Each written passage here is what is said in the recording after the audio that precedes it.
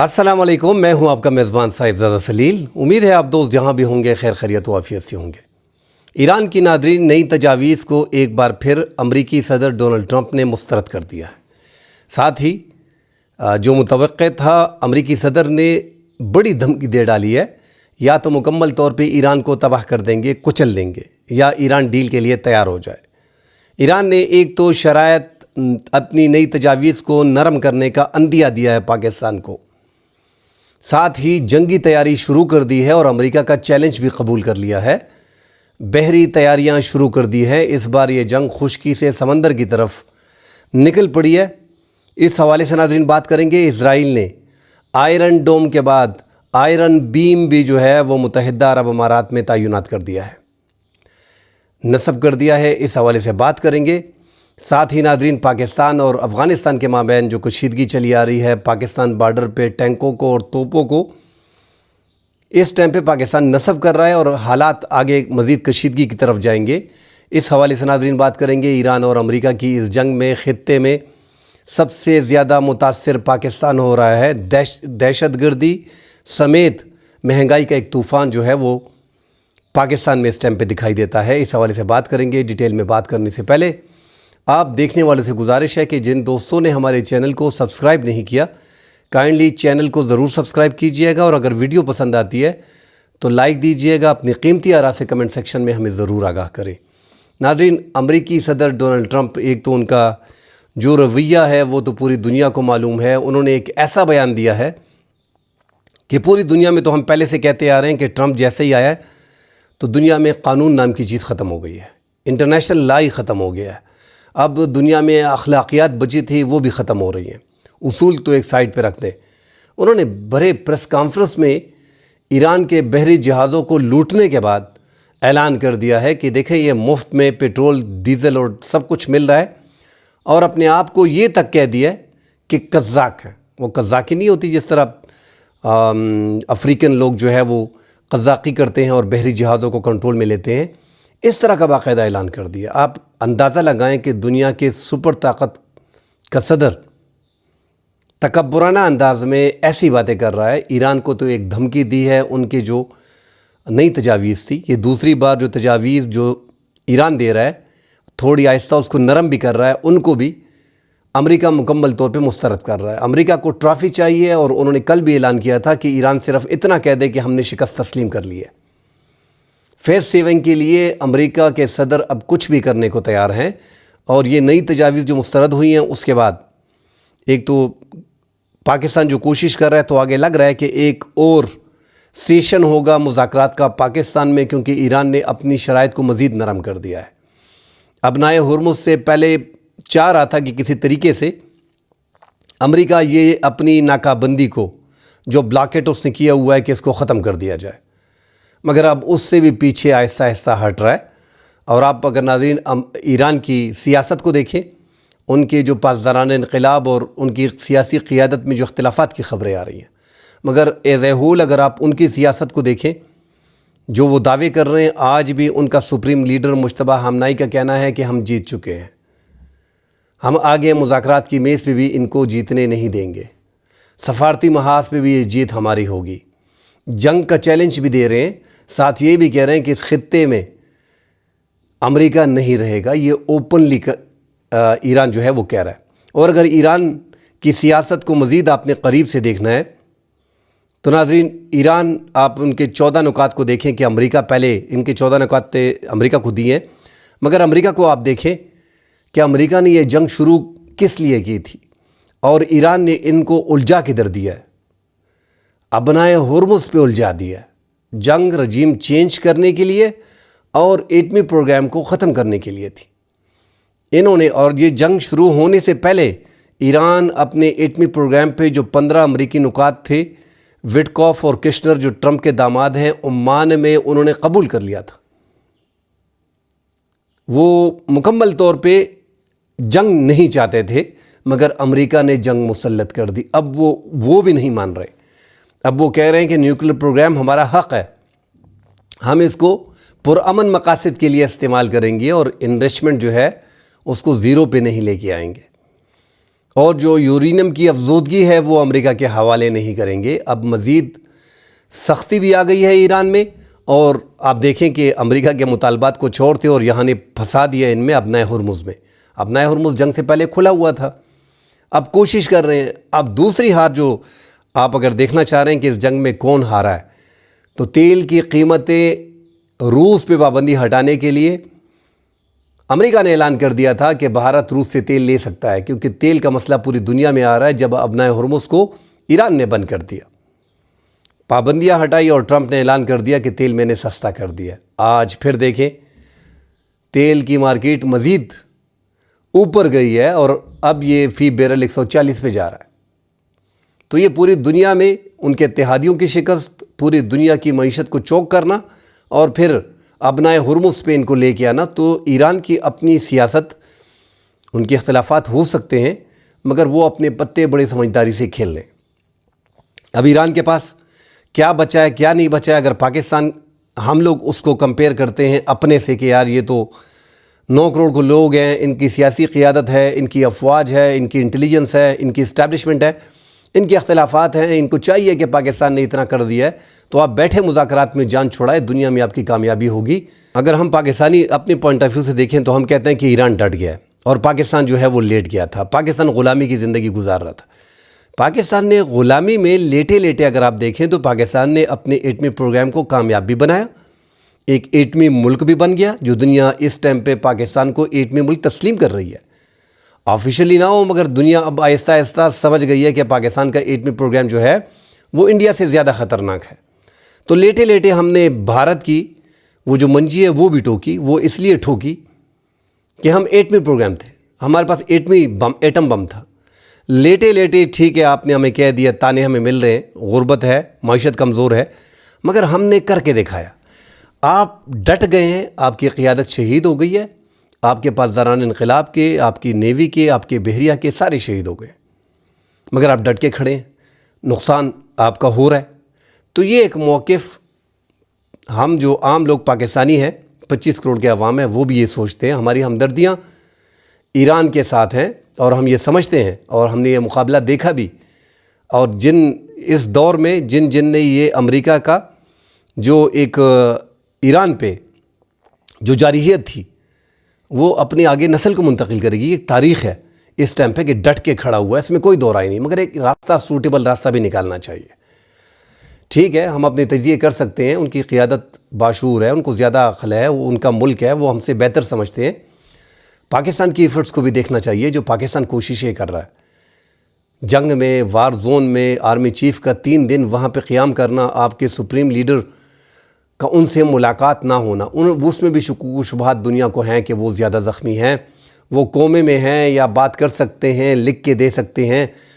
بڑا میڈیا ہے، چھوٹا میڈیا ہے، انٹرنیشنل میڈیا ہے، بین الاقوامی میڈیا ایسی خبریں دے رہے ہیں، اور ہم لوگ بھی جو آرمی چیف کی وہاں پہ گئے اور ان کی ملاقات نہیں ہوئی، تو ہمیں بھی اندازہ ہوا کہ کچھ نہ کچھ تو ہے۔ ان کے اختلافات، احمد وحیدی جو پاسداران انقلاب کے ہیں، ان کے پاس پاور، یہ خبریں بھی آ رہی ہے۔ اس جنگ میں ایران نے بہت کچھ کھویا، مگر پایا بھی بہت کچھ ہے، پوری دنیا میں عزت کمائی ہے۔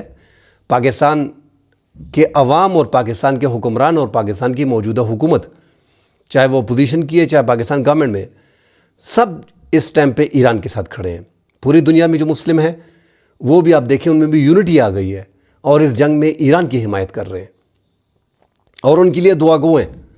مگر اب یہ جنگ مزید آگے پھیل رہی ہے، پاکستان سمیت پوری دنیا کی معیشت جو ہے وہ اس ٹائم پہ خطرے میں ہے۔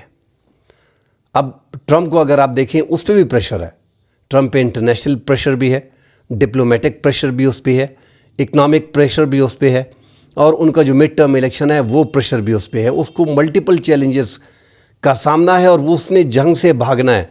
یہ ایران کا تجزیہ ہے کہ امریکہ نے اس جنگ سے بھاگنا ہے، اور ایسا لگ بھی رہا ہے کہ جو اسرائیل امریکہ کو اس جنگ میں کھینچ کے لایا ہے، اور امریکہ نے غلطی کر دی، وہ یہاں پہ پھنس گیا۔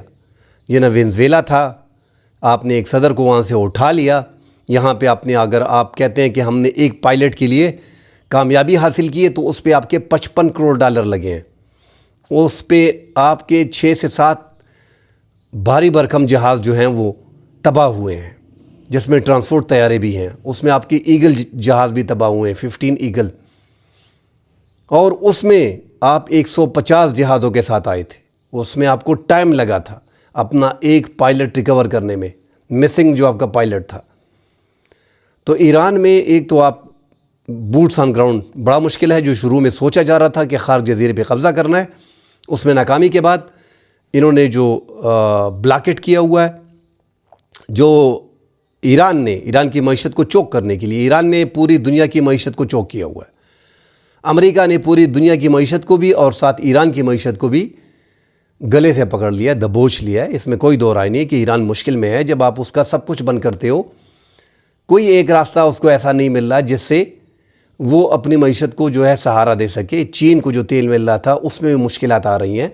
کوئی دوسرا راستہ نہیں بچ رہا. جو بلاکٹ امریکہ نے کیا ہوا ہے اس سے مشکلات ایران کی بڑی ہیں، اور ان کے تیل کے کنویں جو ہیں اس میں پانی بھرنے کا خدشہ ہے. اس کو جلانے کی کوشش کی جا رہی ہے، اس کو سٹوریج کرنے کی کوشش کی جا رہی ہے. اتنی کیپیسٹی ان کے پاس نہیں ہے.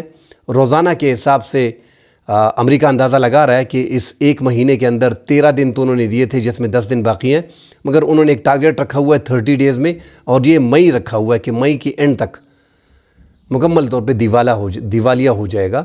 تو ایران بھی ناظرین اس سب کچھ کو دیکھ کے اس نے بھی اپنے بحری طاقت، ان کی بحری طاقت ناظرین دو طرح کی ہے. ایک تو پاسداران انقلاب کی بحریہ ہے، ایک ان کی اپنی ریگولر بحریہ ہے. اب جو پاسداران انقلاب ہے وہ ذرا سخت بھی ہیں، اور ان کے جو بیڑے ہیں، جو کشتیاں ہیں، سمارٹس مائنز ہیں، جو تیز رفتار ان کی کشتیاں ہیں، سمندر میں جو بارود کی سرنگیں ان کے ہیں، مقناطیسی اور سواتی مائنز جو ان کے ہیں، میزائلز اور ڈرون ٹیکنالوجی، تو اور انٹی شپ میزائلز، ہر قسم کا سمندر میں ان کا جو ہے وہ ہتھیار ان کے پاس موجود ہیں. ٹھیک ہے، امریکی دنیا کی سب سے بڑی نیوی اور سب سے بڑے بیڑے رکھنے والا ملک ہے، مگر جو بیڑے ہم نے ان کے دیکھے ہیں ابھی اس بلاکٹ میں کامیابی سے جا رہے ہیں. مگر اس سے پہلے جنگ میں ہم نے دیکھا کہ اس 2100 کلومیٹر دور ایران کے میزائل سے ان کو رکھا گیا. اور یہ بلاکٹ بھی آپ نے جب کیا ہے تو یہ آپ نے جنگ بندی کے دوران کیا ہے، تاکہ سیز فائر ہو گیا تھا تاکہ ہمیں کوئی خطرہ نہ ہو. اب اگر جنگ چھڑتی ہے تو آپ دیکھیں کہ آپ 150 کلومیٹر 200 کلومیٹر خلیج عمان میں آپ ایران سے ہیں. آپ کا جیرالڈ فورٹ جو ہے وہ آپ مرمت کے لیے اس کو لے کے جا رہے ہیں دوبارہ. اور جو U S S Abraham Lincoln ہے، جو ایک بڑا بیڑا ہے آپ کے جیرالڈ فورٹ، اور یہ 4 بیڑے آپ کے اس ٹائم پہ موجود ہیں. ایک تو آپ مشرق وسطیٰ سے نکال کے لے کے آ رہے ہیں ایران کو گھیرنے کے لیے. انہوں نے اپنی پوری کوشش کر لی ہے. اور یہ بیڑے ناظرین، اور جس طرح ہم بار بار بولتے ہیں، یہ چونکہ ریئیکٹر ان کے ہیں، ایٹمی ریئیکٹر ان میں ہیں، تو یہ 20 سال اور 22 سال اور 25 سال تک بغیر ایندھن کے سمندر میں رہ سکتے ہیں. 90 سے لے کے 70 تک فائٹر جیٹ اور ہیلی کاپٹر اس میں موجود ہوتے ہیں. 4,500 سے 7,000 تک نفری میرینز اس میں موجود ہوتی ہے. ہر وہ چیز دفاعی نظام بھی اس میں موجود ہے. مگر پھر بھی ایران کی بحریہ کا کیا یہ مقابلہ کر پائیں گے؟ جو میزائل، ہائپرسونک میزائل ان کے پاس ہیں، جو خودکش کشتیاں ان کے پاس ہیں. ایران نے زیادہ تیاری جو ہے، ایک تو ابنائے ہرمز کے سائڈ پہ ان کے زیادہ تر جو ہیں انہوں نے سرنگیں اپنے نکالی ہوئی ہیں، جہاں پہ ان کے میزائلز جو ہیں وار ہوں گے ان بیڑوں پہ. انہوں نے بڑی حد تک ابنائے ہرمز کو یہ پورا انہوں نے اس پہ سوچا ہے کہ پھر اتنی بڑی نیوی اگر ہم پہ آتی ہے تو ہم نے کیا کرنا ہے. وہ پوری کیلکولیشن ایران نے کی ہوئی ہے. اور ایران کے ہائپرسونک اور بیلسٹک میزائل اور ان کی خودکش کشتیاں اور تیرتے ہوئے میزائلز اور مائنز، ان سے پھر امریکہ کا بچنا مشکل ہو جائے گا، اور یہ جنگ پھر بہت خطرناک شکل اختیار کر لے گی. بہرحال پاکستان کی کوششیں ہو رہی ہیں کہ ایک سیشن پاکستان میں اور ہو، اور وہ سیشن عنقریب لگ رہا ہے کہ ایران کی جو تیسری مرتبہ شرائط ذرا نرم ہو رہی ہیں، جو دکھائی دے رہا ہے پاسداران انقلاب میں اور ساتھ ان کی قیادت میں جو دونوں اطراف سے باتیں آ رہی ہیں کہ ہم اس بار جو ہے وہ نرمی دکھا رہے ہیں، مگر ہم ڈرنے والے نہیں ہیں. اور ساتھ اگر جنگ مسلط ہوتی ہے تو ان کے جو شورا کے رکن ہیں انہوں نے بھی بیان دیا ہے کہ ہم جو ہے پھر آگے جا کے مڈل ایسٹ پہ حملے کریں گے. ناظرین، مڈل ایسٹ میں ایک تو اسرائیل اوپنلی ایک سائڈ، متحدہ عرب امارات تو اوپنلی عرب ممالک سے ایک سائڈ پہ ہو گیا ہے. اس کو اندازہ ہے کہ سب سے زیادہ حملے 2800 حملے مجھ پہ ہو چکے ہیں. کسی نے عرب ممالک میں میرا ساتھ نہیں دیا، حالانکہ عرب ممالک پہ بھی حملے ہوئے ہیں. مگر سب سے زیادہ حملے انہوں نے متحدہ عرب امارات پہ کیے ہیں، اور دوبارہ اگر جنگ چھڑتی ہے جس طرح ان کے شورا کے رکن بول رہے ہیں کہ پھر مڈل ایسٹ جو ہے وہ نہیں بچے گا، کیونکہ امریکہ ان کا پرائمری ہدف جو ہے وہ مسلم ممالک ہی ہیں، یہ اوپن ہے، کیونکہ امریکہ 11,000 کلومیٹر دور اور اسرائیل پہ یہ حملے کرتے ہیں، وہ بھی 1700 سے 1800 2000 کلومیٹر کے فاصلے پہ مختلف ان کے جو صوبے ہیں وہ پڑتے ہیں، اور زیادہ نزدیک ان کے جو ہیں وہ کویت ہے جو تقریباً 25 سے 23 سے 30 کلومیٹر کے فاصلے پہ ان کے ساحل سے پڑتا ہے، اور متحدہ عرب امارات 72 کلومیٹر پڑتا ہے، اور ان کے ساتھ ان کے زمین کے تنازعات بھی ہیں، اور بحرین جو ہے ان سے تقریباً 200 کلومیٹر کے فاصلے پہ ساحل سے پڑتا ہے۔ اسی طرح سعودی عرب جو ہے وہ بھی 180 کلومیٹر ساحل سے پڑتا ہے۔ تو کم رینج کی جو ان کی میزائل ہیں، انہیں انتہائی خطرناک میزائل ہیں، سجیل، خرم شیر 4، الفتح میزائل، ہائپرسونک میزائل، اور ان کی جو بیلسٹک میزائل ہیں وہ زیادہ خطرناک ہے، اور کم رینج کی میزائل وہ استعمال کر رہے ہیں ان عرب ممالک پہ۔ تو متحدہ عرب امارات نے پہلے تو آئرن ڈوم لیا، جو امریکہ اور اسرائیل کے بعد دنیا کا پہلا ملک بنا ہوا ہے۔ اب ان کو آئرن بیم بھی دیا گیا، جو لیزر سے ڈرونز اور کم رینج کی میزائل کو گرانے کی صلاحیت رکھتا ہے، اور ایک بہترین نظام ہے۔ تو متحدہ عرب امارات نے تو فیصلہ کر لیا، ان کو اندازہ ہے کہ سب سے زیادہ حملے ہم پہ ہوئے ہیں، ہم نے ہر حال پہ اپنے ملک کا دفاع کرنا ہے۔ انہوں نے اسرائیل کے ساتھ یہ ڈیل کر لی ہے، اور یہ اب آ گیا ہے، ان کو اندازہ ہے کہ دوبارہ جنگ چھڑتے تو ہم پہ حملے ہوں گے، اور اس بار اگر متحدہ عرب امارات پہ اور عرب پہ حملے ہوتے ہیں تو زیادہ خطرناک ہوگا۔ متحدہ عرب امارات نے جنگ میں کود جانا ہے۔ ساتھ ہی عرب ممالک میں اسپیشلی جو پاکستان ہے، ہماری فورسز بھی اس ٹائم پہ ایران میں سعودی عرب میں موجود ہیں، اور ہم حتی الوسع کوشش کر رہے ہیں کہ ایک بلاک بھی بنے، کیونکہ عرب ممالک میں بھی گروپنگ ہو رہی ہے، اور ایران بھی کسی طریقے سے پاکستان، سعودی عرب، قطر اور ایران یہ گروپ میں شامل ہو جائیں، یہ کوشش بھی ہو رہی ہے، ان کو یقین دہانی بھی کرائی گئی ہے۔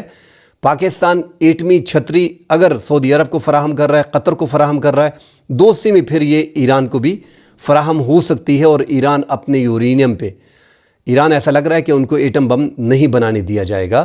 اگر وہ بنا لیتے تو جس طرح ہم نے شروع میں کہا ہے کہ ان کے لیڈر شہید ہو گئے، وہ ڈٹ گئے میں پھر بڑا نقصان بھی ہوتا ہے، اور وہ نقصان وہ اٹھا رہے ہیں مسلسل۔ تو ان کو تو فیصلہ کرنا ہوگا یورینیم کی افزودگی پہ، 440 کلو گرام کا ہے وہ حوالگی انہوں نے کرنی ہے۔ مگر ناظرین اس ٹائم پہ پاکستان کی جو کوشش ہے مین یہی ہے کہ کسی طریقے سے اس خطے میں جنگ نہ ہو۔ اس خطے میں ناظرین جنگ ہو رہی ہے، اگر آپ پورا ریکارڈ نکال کے دیکھ لیں اور آپ دیکھیں کہ سب سے زیادہ نقصان کس کا ہو رہا ہے۔ ایران اور امریکہ کی جنگ ہے، مگر بیچ میں تباہی ہماری ہو رہی ہے پاکستان کی۔ ویسے بھی ہم اپنے خطے کے ممالک میں اگر آپ دیکھیں، آپ عدلیہ کا دیکھیں، آپ مہنگائی دیکھیں، آپ دہشت گردی دیکھیں، تو سب سے آگے ہم ہی جا رہے ہیں۔ ایمانداری میں یار مسلمان یہاں پہ زیادہ ہے، 80 سے 90% ہم مسلمان ہیں، 92% کر لیں۔ مسجدیں ہماری بھری ہوتی ہیں، روزہ ہر بندہ رکھتا ہے، حج کے لیے 3 بار 5 بار 6 بار ہر بندہ جاتا ہے۔ ایسے لوگ ہیں کہ وہ حج کو قضا ہی نہیں کرتے، ہر حال حج کے لیے جاتے، مگر یہ پھر بھی یہ بے ایمانی اور 2 نمبری ہمارے ہاں ہے۔ نقصان ہمارا ہی ہو رہا ہے۔ ایک تو جنوبی ایشیا میں جو عالمی طاقتوں کا اگر آپ موازنہ کریں عدلیہ کا اور قانون کی حکمرانی کا، جو ڈنمارک ہے پہلے نمبر پہ ہے، ناروے دوسرے نمبر پہ ہے، امریکہ 26ویں نمبر پہ ہے، بھارت 77 نمبر پہ ہے، پاکستان 129 نمبر پہ ہے 142 ممالک میں۔ اگر ایمانداری اور کرپشن میں دیکھیں تو ایمانداری اور کرپشن میں ناظرین بھارت 93 پہ ہے، ڈنمارک نمبر 1 پہ ہے، اور پاکستان کو اگر آپ دیکھیں تو پاکستان پھر 133 نمبر پہ آ رہا ہے۔ اب اگر آپ مہنگائی میں دیکھیں تو اپریل میں صرف 11% پاکستان میں انفلیشن بڑھی ہے، 11%۔ ایز اے ہول اگر آپ دیکھیں پاکستان میں تو 20 سے 25% پاکستان میں اس ٹائم پہ مہنگائی بڑھ رہی ہے۔ تیل کی قیمتیں آپ دیکھیں، جو تیل کی قیمت بڑھتی ہے تو یہ خوردنی اشیاء اور زیادہ اثر غریب پہ پڑتا ہے۔ اب آپ دیکھیں 50% اس میں اضافہ ہوا ہے۔ بھارت ہمارا قریبی اس خطے میں ہے، سری لنکا یہاں پہ ہے، بنگلہ دیش ہے، 1 ٹکا سعودی عرب بنگلہ دیش کا ٹکا ہے، بھارت کا روپیہ ہے، اس میں 1 روپے پیٹرول ڈیزل نہیں بڑھا، مگر پاکستان میں کتنا بڑھا ہے؟ 257 سے اب 400 پہ لے گئے۔ اس جنگ میں نقصان پتھر آتا ہے ہمارے سر پہ آتا ہے۔ کرپشن یہاں پہ ہے، دہشت گردی یہاں پہ ہے، مہنگائی یہاں پہ ہے۔ کیا کیا جائے یہ سمجھ ہمیں خود بھی نہیں آ رہی کہ کیا کون سا ایسا طریقہ فرشتے لائے جائیں تاکہ پاکستان کو اس بھنور سے، اس مشکل سے نکالا جائے۔ ساتھ ہی ناظرین ویسے بھی دہشت گردی پاکستان میں بڑھ رہی ہے. زیادہ بیانات اب آ رہے ہیں مولانا فضل الرحمان کے، انتہائی خطرناک بیانات ہیں. محسن داوڑ کے انتہائی خطرناک بیان ہے. محسن داوڑ تو یہاں تک کہہ رہے ہیں کہ وہاں پہ تلاشیاں ہوتی ہیں اور جو جنوبی اضلاع ہیں اور جو سابقہ ٹرائبل ایریاز ہیں جو خیبر پختونخوا میں ضم ہوئے ہیں، وہاں پہ طالبان ہر بندے کی تلاشی لیتے ہیں. اتنی فوج وہاں پہ ہے، اس کا جواب ہمیں دیں، پھر فوج رکھنے کی کیا ضرورت؟ مولانا فضل الرحمان صاحب بھی یہی سوالات کر رہے ہیں اور وہ ذرا زیادہ خطرناک ہوتے جا رہے ہیں. دہشت گردی کی ایشو پہ پوری اپوزیشن اور پوری ریاست کو، اور جتنے بھی ریاست کے ستون ہیں اور جتنی اپوزیشن لیڈرز ہیں، جتنے بھی سیاسی جماعتیں ہیں، ان کو ایک پیج پہ ہونا بڑا ضروری ہے. خیبر پختونخوا میں آپ دیکھیں تو ایک پوری اسمبلی ہی آپ کے وفاق کے اس فیصلے کے ساتھ نہیں ہے. تو جو ہم نقصان اٹھا رہے ہیں یہ وجوہات بھی ہیں، ساتھ شکوک و شبہات بھی لوگوں کے ہوتے ہیں. ہم تو کہتے ہیں کہ مارخور نے بڑی کامیابی حاصل کی، پاکستان کی بڑی کامیابی، اتنے مار دیے. اس میں کوئی دو رائے نہیں کہ پاکستان مشکل وقت میں، یہ پراکسی وار ہے، بڑی مشکل جنگ ہے جو پاکستان لڑ رہا ہے، تو پاکستان کو کامیابیاں مل رہی ہیں. مگر سالوں سال سے کب تک آخر یہ جنگیں ہوتی رہیں گی اور ہم بیان کرتے رہیں گے؟ اب مسلسل پاکستان جو ہے افغانستان کی طرف سے آپ پہ حملے ہو رہے ہیں، آپ کے باجوڑ پہ حملے ہو رہے ہیں، آپ کے سویلین پہ حملے ہو رہے ہیں. پسنی میں آج وہاں پہ بی ایل اے اور بی ایل ایف کا بھی ایشو چل رہا ہے. پسنی میں 4 شدت پسند دہشت گردوں کو تو پاکستان کے مارخوروں نے مار دیا ہے، مگر ساتھ ہی 2 ہمارے جوان بھی شہید ہو گئے. تو یہ خبریں ناظرین اس ٹائم پہ تو ہمیں لگ رہا ہے کہ ہماری کامیابی ہے، مگر یہ ہمیں اس کا امپیکٹ بھی پڑنا ہے. 20 سال سے ہم لگے ہوئے ہیں. آپ دیکھیں تو تقریباً 20 سال بلوچستان، اور اسی طرح خیبر پختونخوا 2007 میں ٹی ٹی پی بنی ہے جو زیادہ منظم پھر خیبر پختونخوا میں ہوئی سابقہ ٹرائبل ایریاز میں. اور اب بھی آپ دیکھیں کہ 2003 سے تھے، 2007 میں ٹی ٹی پی بنی، اور اب طالبان کی حکومت آئی ہے جن کو ہم ہی نے سپورٹ کیا. ان طالبان کو لائے کون تھے؟ ان کو سپورٹ کس نے کیا تھا؟ ریاست کی پالیسی اس ٹائم پہ کیا تھی؟ عمران خان کی، جنرل باجوہ کی، جنرل فیض کی پالیسی کیا تھی؟ ایک تو پاکستان کو میں بار بار کہہ رہا ہوں کہ اپنی پالیسی بنانی چاہیے، پھر اس پہ سٹینڈ کرنا چاہیے. ہم یہ کہہ دیتے ہیں کہ وہ عمران خان کی پالیسی تھی، وہ جنرل باجوہ کی پالیسی تھی. جنرل باجوہ کون تھے یار؟ پاکستان کے آرمی چیف تھے.